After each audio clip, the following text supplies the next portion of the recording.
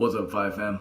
So I was watching a video by Gary Vaynerchuk tonight on blockchain, and he brought up some really interesting points around how, for him, he's been through a few different cycles of innovation. He was there when the internet was birthed, and he was one of the few that I think really believed that the internet would stick around. And if you didn't know this already, back then a lot of prominent, intellectual, smart people thought that the internet was just a fad.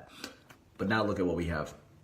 And so Gary Vaynerchuk was saying how blockchain, in his eyes, is exactly, it has the same type of feel that the internet had, the same type of feel that social media had in the early days before it became a thing. And I would have to agree with him. For me, this is one of the reasons why I got involved with Bitcoin Cash, BCH, because I personally see that the world is moving towards a more truly global state, all right? And when I say truly global, I mean, take a look at even sort of like my own upbringing. My own cultural heritage is from multiple different cultures.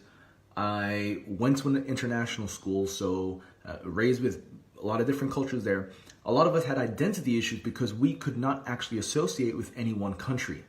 If anything, we actually have learned to feel at home wherever we went around the world. And this is a big deal because if you look at what's happening in a lot of countries around the world, there's a rise in nationalism as well. So as things are changing, as we are becoming more connected than ever, people, I think, are also snapping back to what's comfortable, which is their identity. So there's a sense of losing identity. It is important to have a sense of identity, but at the same time, I think we are going to experience a lot of this tension, chaos, as we try to figure out again who we are as a globalized society. The reality is that our economics means that we have a lot more imports and exports between different countries.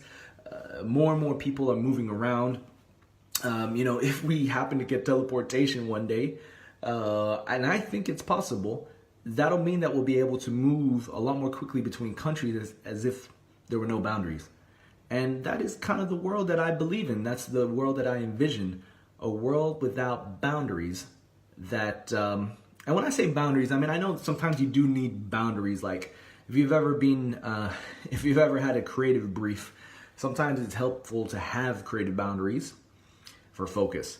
But when I say a planet without boundaries, I'm talking more about like our ability to move around, our ability to have tolerance and acceptance and compassion for people that are different from us. And,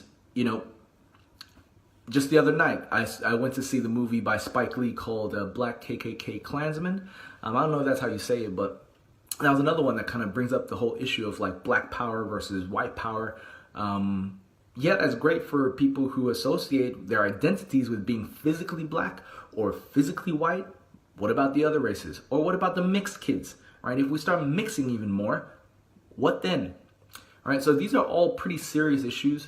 And in my opinion, from the Bitcoin Cash side, which is built on blockchain, which I believe is truer to the original roadmap of Bitcoin, Satoshi's Bitcoin.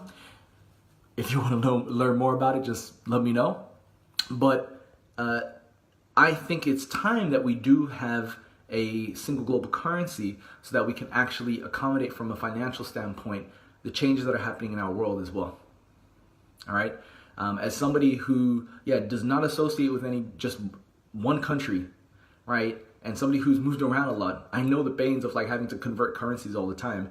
It really would be much better if we had a single global currency, right?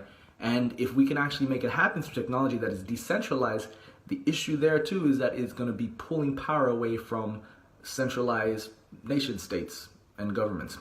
That's the big issue. And do you think that a lot of these countries will give that up? Of course not. And I'm not saying that we try to do that, but there's this type of disruption I feel is inevitable, right?